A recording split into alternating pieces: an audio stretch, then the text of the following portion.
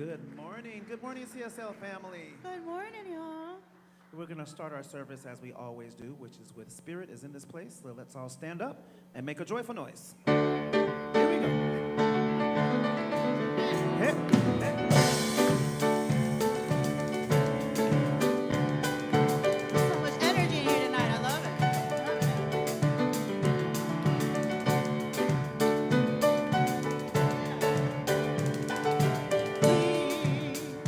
Have come together as a family.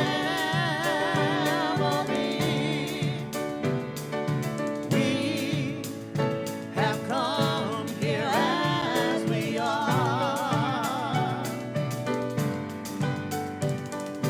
We have come with arms wide open. We have gathered here in love. Here we go. Spirit is in this. Spirit is in this place.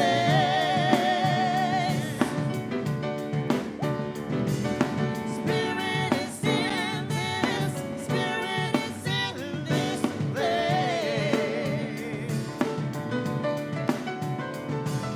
Spirit is in this. Spirit is in this place. Praise the room with shouts of praise. Spirit is in this place.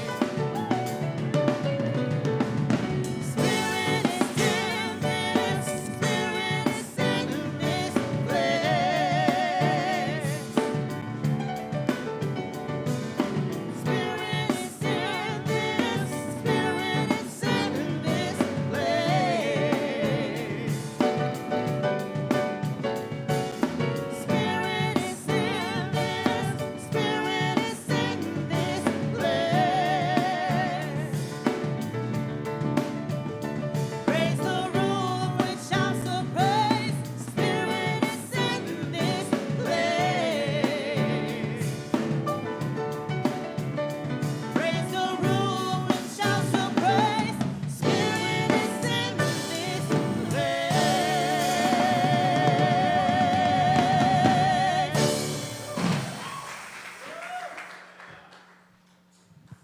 All right. Well, good morning. Wow, we got a great group today. My name is Fran Winslow, and it's always such an honor to be with you here today. So we welcome you online here in the sanctuary. And if you're a new person, welcome, welcome. We know you have choices, and we're so happy you chose us today. So please make sure to fill out your connection card, go to guest services, and get your free gift. So at CSL, we have an intention statement that says who we are and how we want to present in the world. So please join me in standing, and we'll say this together. And afterwards, please greet your neighbor with a hug, a hello, a handshake, or a namaste.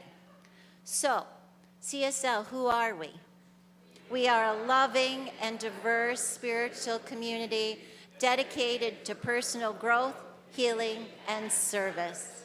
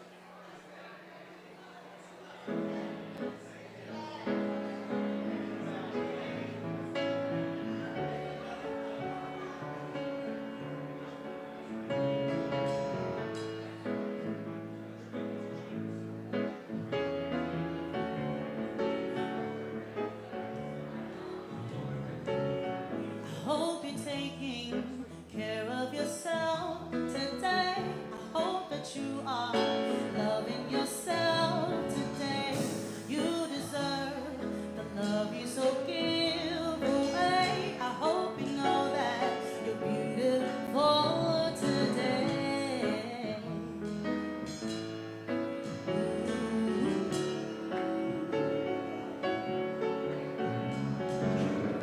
I am sending love to you from my heart. I hope you know that you are a work of art. When it feels like your world is falling apart, please remember that you are never alone. Never alone.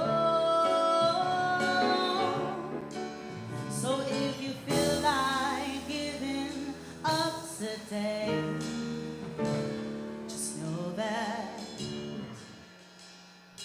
tomorrow will be a brand new beautiful day.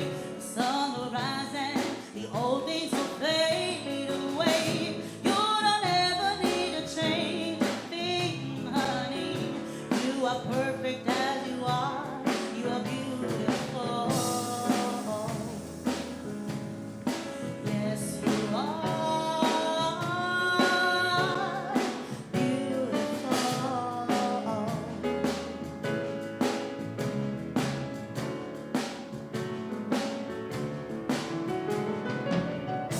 I am here for you whenever you need. Don't you listen to negative self-belief. Everything will be okay soon. You'll see you are strong, wonderful, worthy.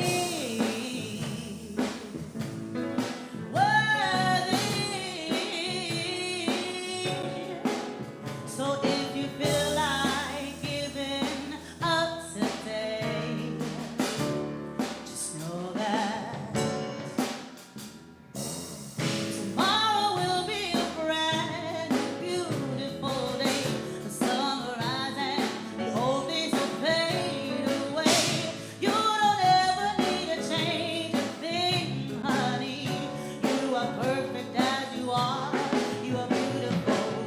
Tomorrow will be a brand new beautiful day. The sun will rise and the old things will fade away. You don't ever need to change a thing, honey. You are perfect as you are. You are beautiful. Yes, you are beautiful.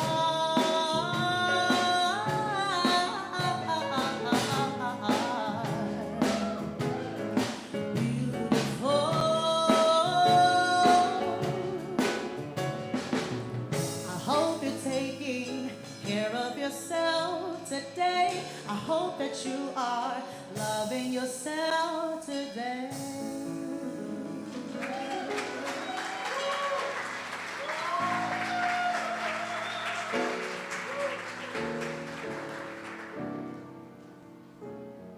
Good morning, CSL. I'm Dr. Chris Michaels, and I feel beautiful today. That was a lovely song. Thank you for that. At Center for Spiritual Living, we decided, as we came together as a community many years ago and decided what our core values would be. I held a meeting and I said, what is the most important thing to us? What do we value more than anything else? And the basic question is, why are we opening our doors? What is this all about? And we decided as a community that we have 7 core values. And I'm here to share them with you this morning. And they are love, and healing, and oneness, and abundance, and spiritual growth, and service, and diversity. And the core value we're highlighting today is one of my favorites, abundance. Abundance. Abundance. Yes. No, I'm not going to do that. But here is a truth that you'll want to remember. And it is a spiritual truth that most people in the world do not know, but you know it, and I'm going to remind you of it today. There are certain spiritual truths that, when enacted, determine the amount of good that flows into your life. There is a spiritual truth that says, as you give to others, so shall you be given to. As you withhold from others, so shall you be withheld from. So when you find yourself in a position of lack, where you need to get something, if you need more money, if you are lonely and you need more love, the world will tell you to go out and get love. The world will tell you to go out and get money. But the truth is, you already have everything you need to succeed in life. You've been given that by your Creator. And it's not that you need to get something from the world, it's that you need to give something to it. We are not here to make a withdrawal from life, we're here to make a deposit. And so if you find yourself lacking in any area of your life, don't ask, what is there for me to get? Ask, what is there for me to give? If you're lonely and needing love, give love to yourself first and then to others. Give and it shall be given unto you. Abundance is our core value of the day.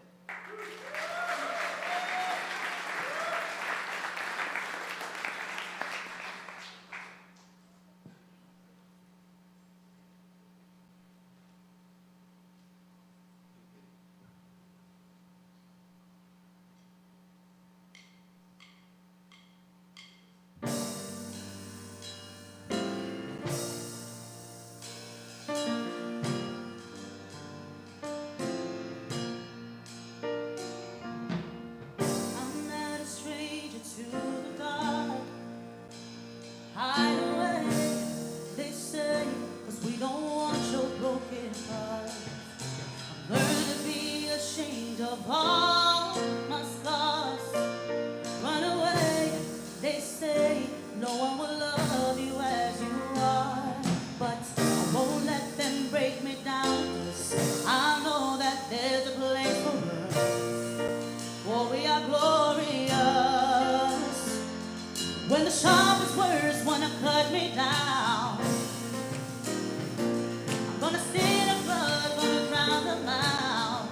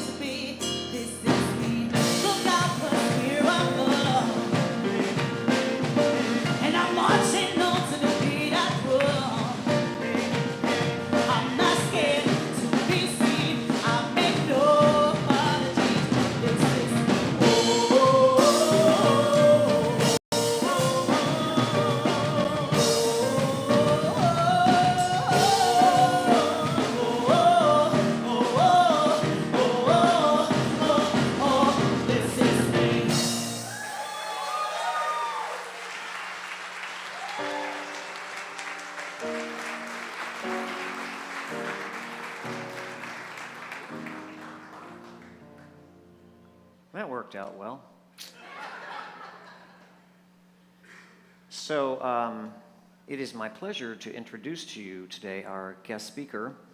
His name is Reverend Dr. John B. Waterhouse, and he's been a devoted religious scientist since discovering our teaching in 1984 at the Miami Center for Spiritual Living. So we go back a long ways. He was, like me, a pilgrim. He founded his own ministry. He is the founding co-minister with his wife Barbara of CSL Asheville, North Carolina. Like myself, he's an author because, you know, he's a Virgo and I'm a Virgo and we like to write.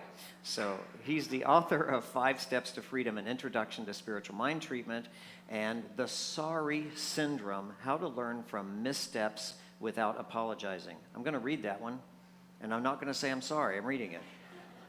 His commitment to leadership in our spiritual movement has called Dr. John to serve in many positions in our leadership, including the highest position. He served as 2 terms as president and field leader of Centers for Spiritual Living, the Pope of Religious Science.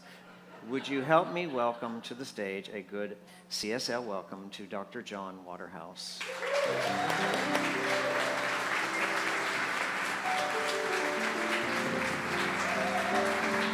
Thank you.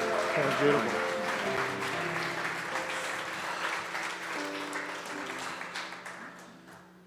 It's such an honor to be here. I'm so grateful. And I am your guest speaker. However, I've had heartstrings to this community for almost 40 years. So I'm no stranger, at least in my mind. And what other mind is there?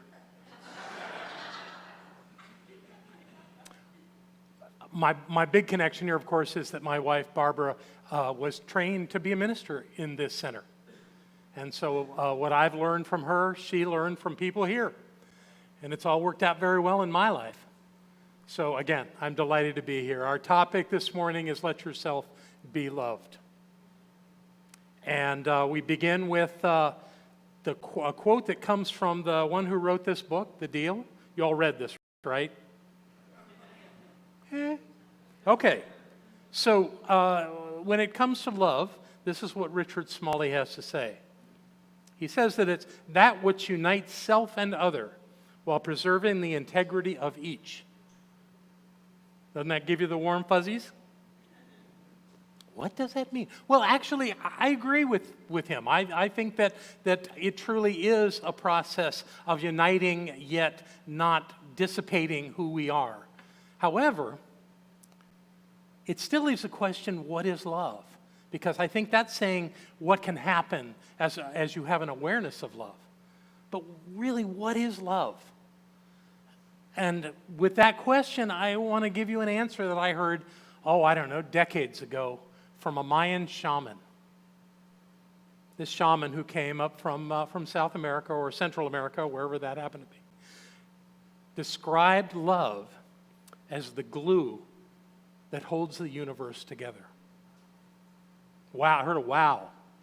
It certainly wowed me when I heard it because it caused me to really look at this idea of love and to understand it in a different way. Because most people think that love is an emotion, and they think that it's something that you can give or withhold.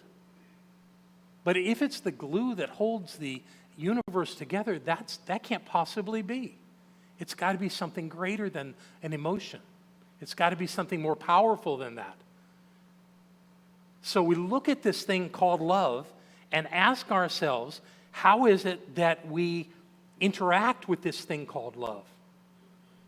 Well, it's come to me that if love is what that shaman said it was, and you don't have to like the word glue, although I will say that the physicists that I've known, I've posed this question of what is the glue that holds the universe together? And the most honest answer I've ever gotten was, I don't know. So the fact that physicists don't know what it is another strong argument for it being love, because they don't deal in things like that. So this idea of love in its absolute state must be that it is that. It is ubiquitous. It's cosmic. It's universal. It's omnipresent. And if love is these things, then we can't give it away. And we can't receive it because it's already there.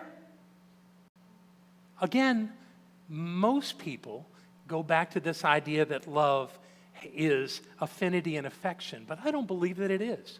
I believe those are wonderful things. But I don't limit the idea of what love is to when I'm feeling happy about something. What I believe is that love being the constant, it's up to us to remember that. It's up to us to be aware of that and to live from that understanding. And when we don't, we get in trouble. So as much as I have affinity for things in my life and affection for individuals, that's not love. Love is something bigger than that. So my job is to be aware of love. No matter what's going on, no matter what the situation is, my job is to be aware of love and to know that it's always there, no matter how difficult the circumstances of my life may be. That love cannot be kept from me. That love is my absolute right to experience as a spiritual being. And when I'm clear about that, it really works. And when I'm not, I get myself in trouble. And it has been pretty consistent throughout my life. So love this perfect, absolute presence. We must call it the presence of God. If love is ubiquitous and God is omnipresent, they must be the same thing. So being aware of love is being aware of the divine. And as much as that is true as individuals, it's true for us in our self-realization of love, that we are that same thing. And when we're clear about that and we use that, our lives reflect it in all that we think, all that we say, and all that we do. We have to know who we are before anyone else can really know us. Now, I'll make an exception. Practitioners can know you are without you knowing it. But beyond that, most people will not reflect on that. They won't. They'll limit it to what you see as yourself. So the idea of moving beyond that requires some attention. It requires that we awaken to this true essence of who we are. When we awaken, we get the outcome that we seek. And when we don't, and we live in fear, and we live in confusion, when we're uncertain and we think the world's out to get us, that's what we get. So I have a quote for you from Dr. Holmes. Let's start with this one. I have learned to forgive both myself and others, so there is no longer any rancor in my thought. If so, I shall find myself one with everyone I meet. What is more wonderful than God in you and God in me? When we live from this idea of the omnipresence of love, everyone is us, and we are everyone. And that powerful notion reflects in all that we do, in every way. Dr. Chris mentioned the book I wrote on spiritual mind treatment, Five Steps to Freedom. In the beginning of that book, I chose to include a poem that I wrote decades ago, and I want to share that with you. It goes like this. I live in a world created by love. Love is what I am. In all that I think and say and do, love is what I am.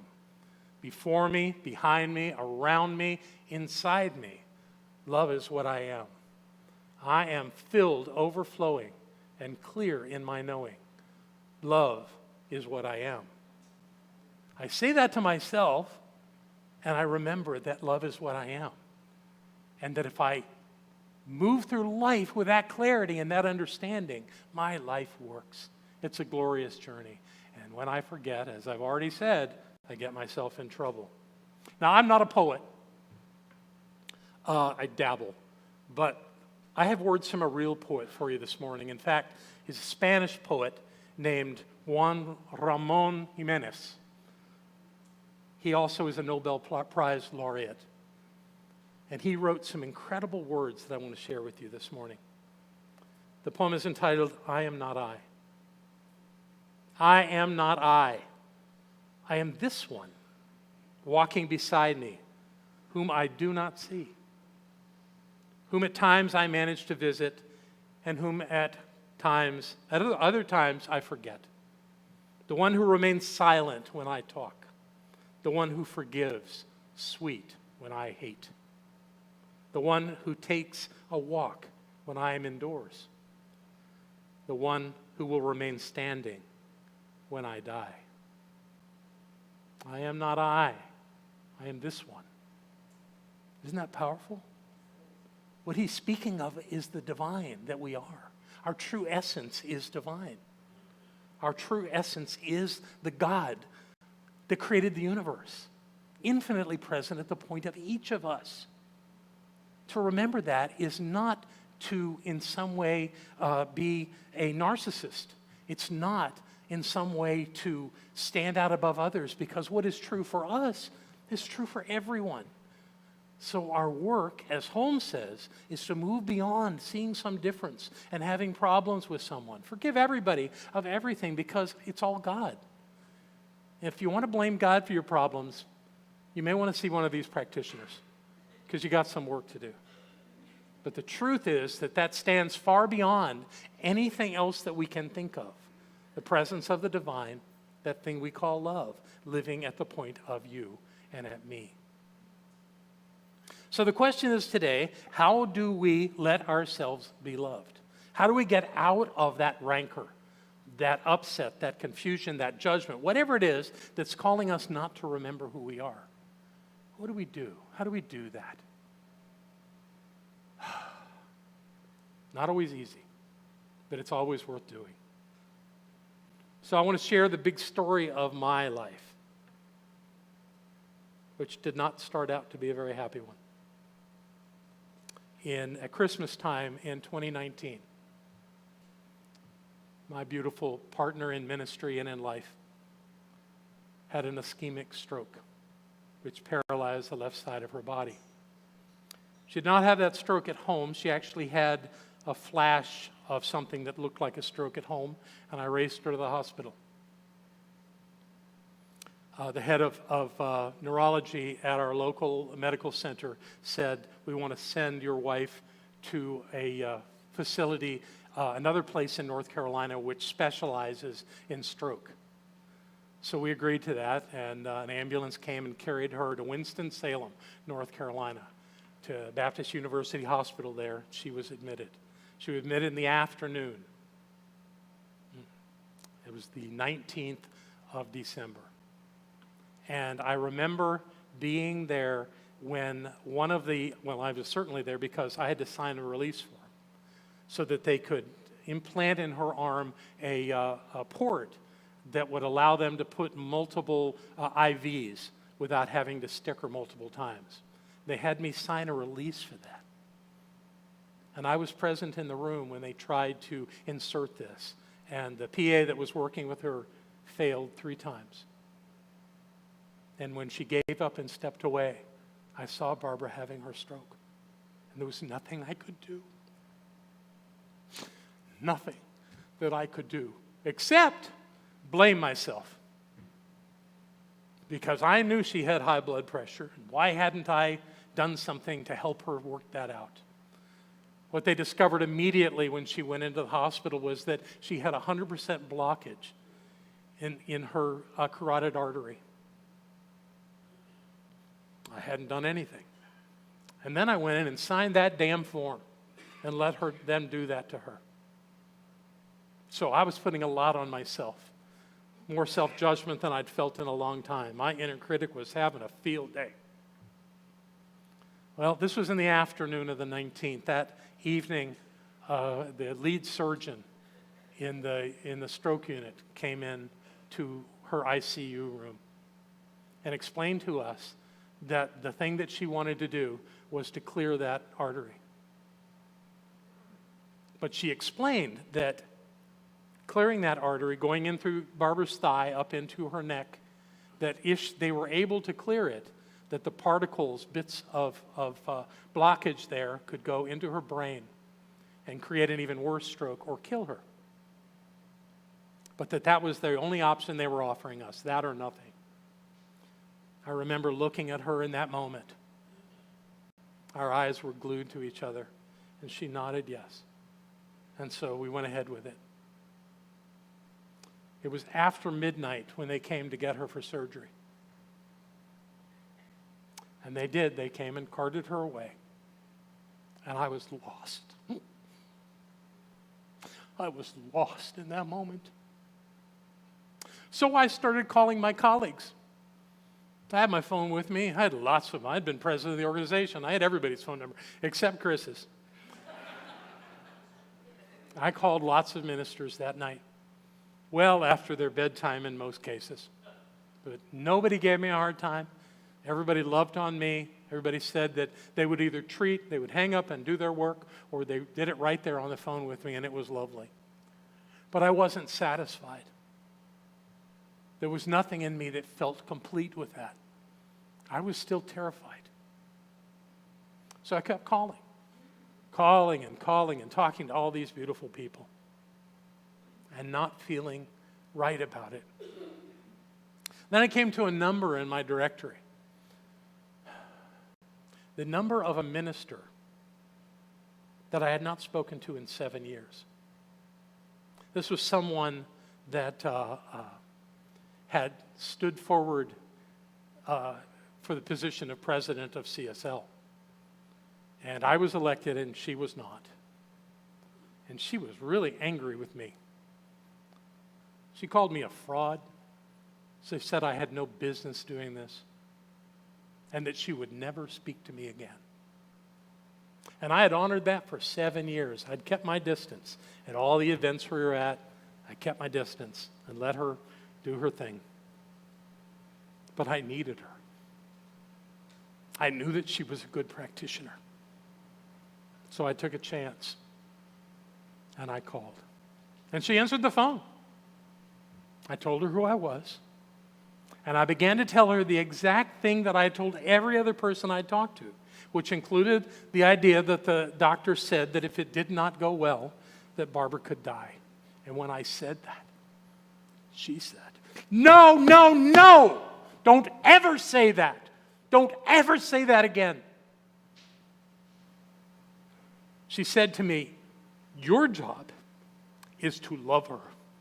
My job is to know the truth of her." And she hung up.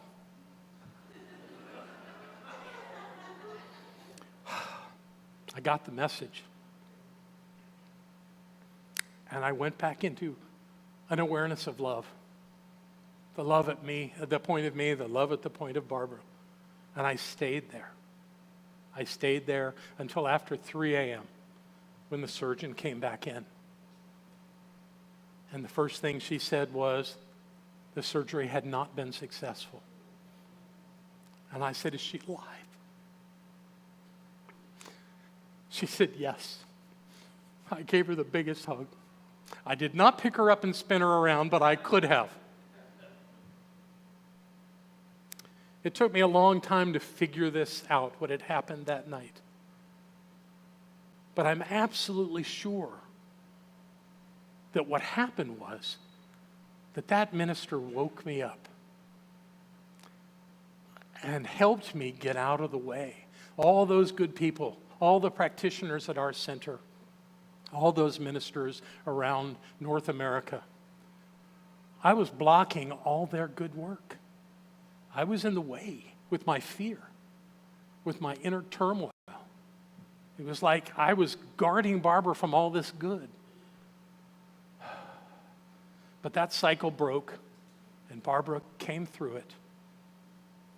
And the gift to me out of that was 1,207 more days that I could care for her, that I could be with her, that I could touch her, and that I could look into her eyes and say, "I love you." The greatest gift. And for that, I am deeply grateful. Yeah. This is what we do. We forget who we are. We forget the powers we wield. we forget to ask for what we want.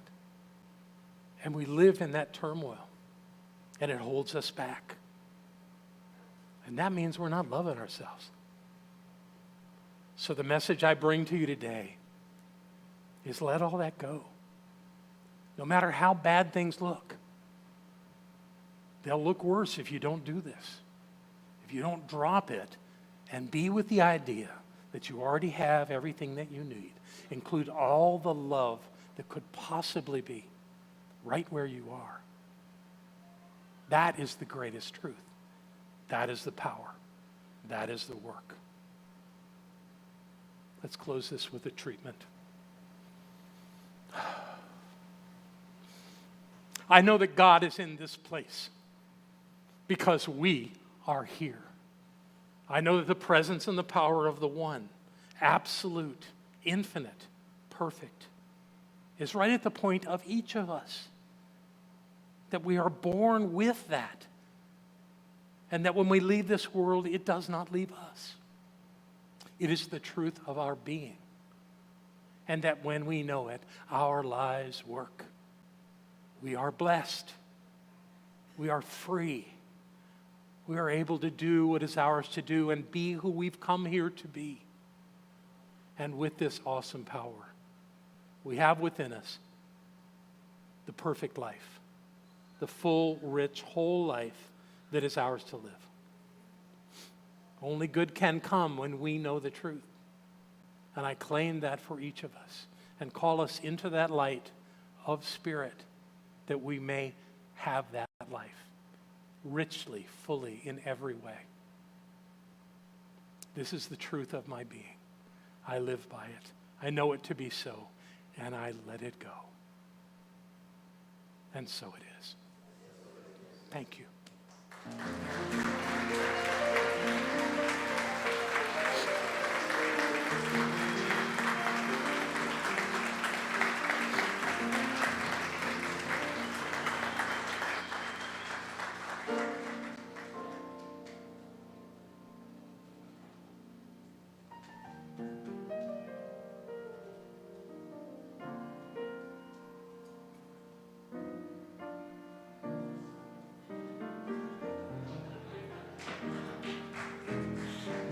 I got so caught up in emotion, I'm just sitting there like, what? What is everybody tapping me for? Duh, Fran. Okay, so now is the time where we get to practice that law of circulation, for it is in the giving that we truly do receive. It comes back to you in so many ways. And I'd like to thank all of the Prosperous Life community members and partners for their commitment and support that happens on a reoccurring basis. It allows us to budget and plan and to be here for you every Sunday uninterrupted. For those online, we've made it super easy for you to donate. If you're on the app or the website, just click on that donate button. And at this time, I'll ask the ushers to please come forward as we bestow a blessing upon these gifts. So take your gift or just place your hand upon your heart. Divine love, as me, blesses and multiplies all that I am, all that I have, and everything I circulate. And so it is. Amen.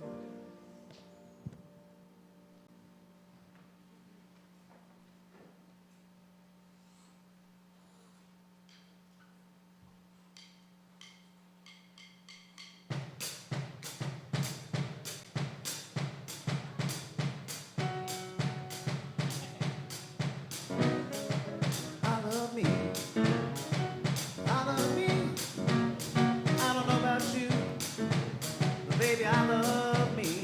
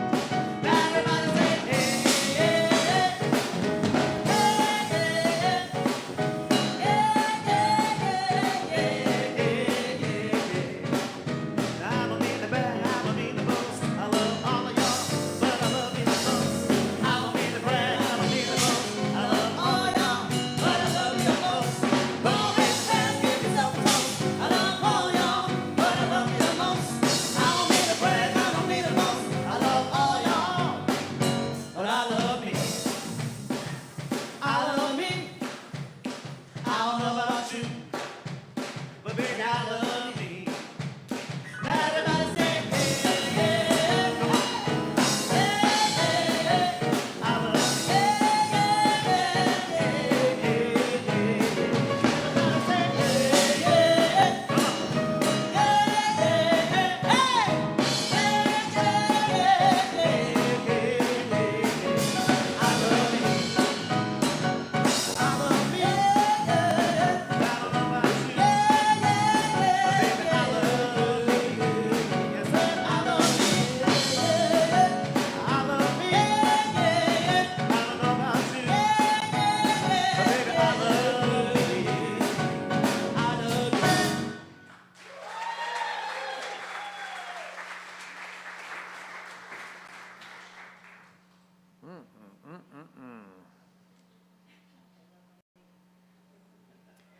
It's hard to go to a place of meditation after that, isn't it?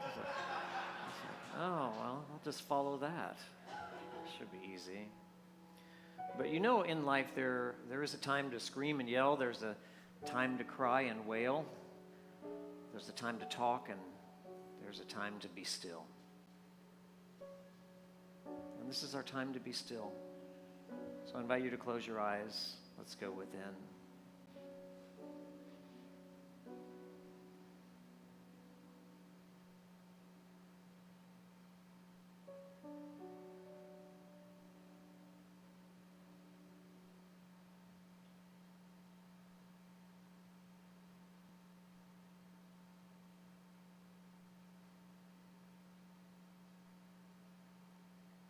There is a place at the very core of our being that has never been disturbed by any of the outer activity of our lives.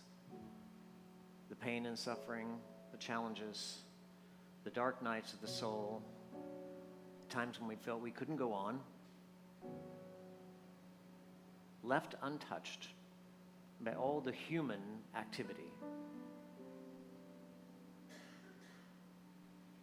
This place at the very core of you is the essence of your life. It's where your life comes from. It is the animator of your body. It is the mind that governs the universe. It is your best idea. It is the love you hold for anything and everyone. Untouched, pure and perfect, unobstructed, perfect love.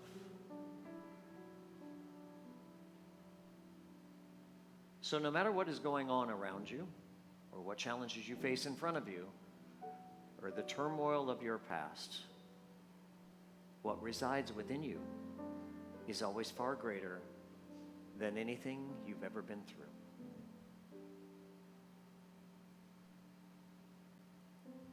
This truth is changeless about you.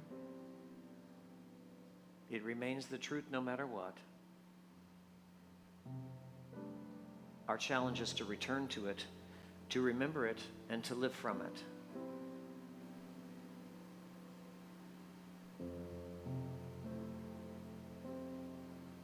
There is so much noise in the human world, but the source of our truth and the source of our power comes from being still. So let's take 1 minute to be completely still, to sit in the silence and allow the voice of this one Spirit to communicate through us. Be still.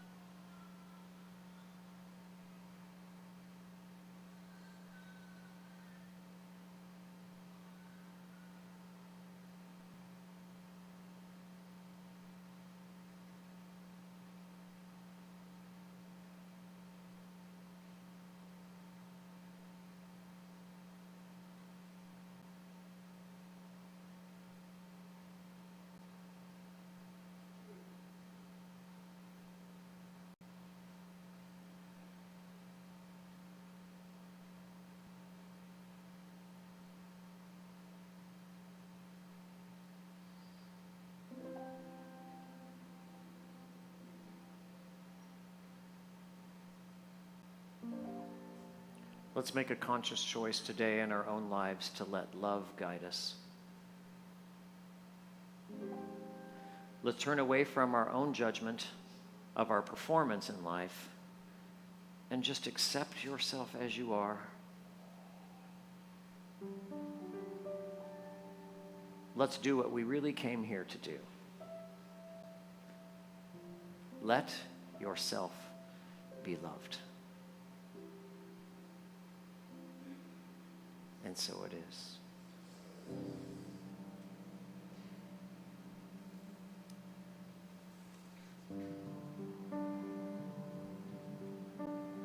Every day, every day, every day, every day. Every day, every day, every day, every day. Every day, every day, every day, every day. God is all around me. Every day, every day, every day, every day. God is all around me. And I'm thankful.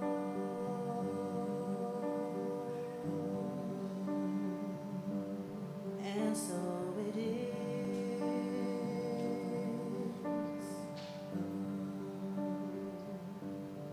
And I'm thankful.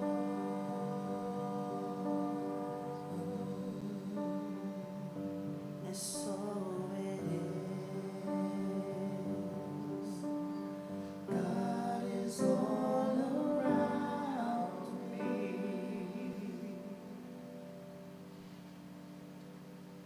Beautiful.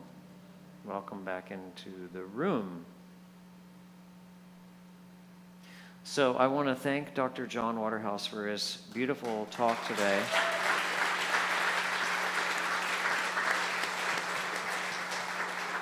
And for sharing what is a difficult story to tell in your own life. When I entered ministerial school, they said, being a minister is about as vulnerable as standing before an audience full of people naked and slowly turning around so they can see every part of your flawless body, in my case. So it is a very vulnerable place to be, so I really appreciate you sharing your heart with us today. Thank you. Next Sunday, there will be another guest speaker. He's an odd and strange person. His name is Dr. Chris Michaels. So just letting you know about that. We believe in the power of prayer. We believe that there is a responsive source in the universe, that when we set an intention and we hold an act possible, that somehow, some way in the universe, all the forces come together to make that so. So if you came here today with some issue that you are confronted with some challenge that you are facing, with some indecision, then the place to be is right here, and see one of our licensed spiritual practitioners. They'll all be joining us on stage at the very end of the service and remain up front here to support you. Prayer is also available because we believe in its power and presence. We make it so readily available. You can go to the CSL app and you can just press the button that says prayer. You can call the prayer line at 954-990-5625. And if you didn't get that, all the information is available on the website. You know that we are a teaching, right? We're not a preaching. We don't stand up here and say, you should do this, you should do that. That we actually believe in teaching the spiritual principles that we guide our wellness in the universe, and so we hold accredited classes. There is still time to get in Fran's class, mental equivalence, and all. If you want to figure out how to do that, you can go to the guest services in the lobby to find out how to do that. Thank you for remembering to do the offering today, Fran. She said, what do I do? And like, she's having a blonde moment, she said. So next Sunday, you know, is October 29th, and that's the Sunday before the big Halloween services. And so we invite you as an adult to dress up in costume. We have an adult costume contest. Yes, every year we do this. The prize is $100. So, you know, make it worthwhile, make it pretty, make it wonderful. And also for the kids, we make it a big thing for the kids. We do the trunk or treat. So there's lots of good stuff going on here. You know, you people like to party, you like to play, and you also like to dress up. And that's why we also do an annual gala, which is February 24th this year. And the theme which you chose is One Night in Paris. So we are going to transform this place into a Parisian cafe and have entertainment. If you'd like to be part of the planning team for that, we would love to have your help. It takes about 100 people to put these things on. So if there's anything that you can do or support us in any way, please see our host, Cheryl Toney, and she'll be in the community room right after service. And put yourself forward to do that. It's a great way to provide service and be involved in one of our core values. If you haven't heard already, I like to take people to what I consider sacred places in the world and have an experience with them that is unlike any they could have in the United States. And so in January, 21st through the 31st, I will be taking 20 people to Thailand and Cambodia. We will cover the Four Noble Truths of Buddhism and look at the Eightfold Path, because Thailand is a Buddhist country and Cambodia has Angkor Wat. We have a full itinerary. It's extremely exciting. We're going to take 20 people only, so we have a few places left. I'm inviting you to come with me. I promise you, it'll be an interesting experience. For all of those of you who have already signed up, I'm going to do an informational meeting this Thursday at 7 p.m. And if you want more information about the trip, you'll need to decide soon because we're getting closer to it. See me after the service, or you can just come to the meeting on Thursday night at 7 p.m. It's also available on Zoom, so you can call the office and get the information. We close our service, as we always do, with an affirmation. And this week, the affirmation was written by Dr. Chris Michaels. And I know you're going to pull it up on screen. And if you'll say it with me, please, and then we'll do our prayer. Say it with me. It says, I must be myself. This is who God created me to be. All right, here it is. There is one life, one lover, one power, one essence, one infinite perfect love that has individualized itself as you and as me. We are unique opportunities for the divine to experience and express itself, never again repeated in all of time and history. When God created you and me, it said, that's enough of that. That's enough of that. The world only needs one of these powerful, unique, precious individuals. No one can be like you, and you can never be like anybody else. Your power, your joy, your love will come from you letting yourself be the full dose of what God has created you to be.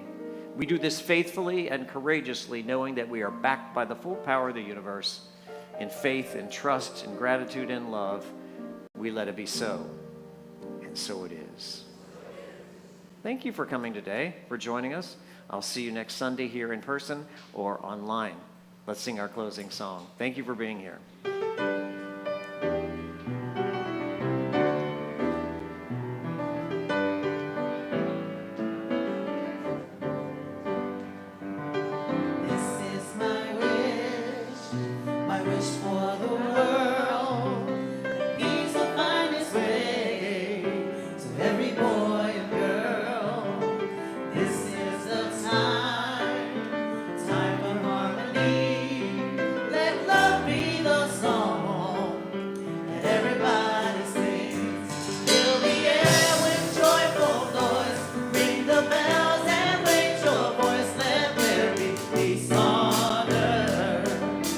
He's honored.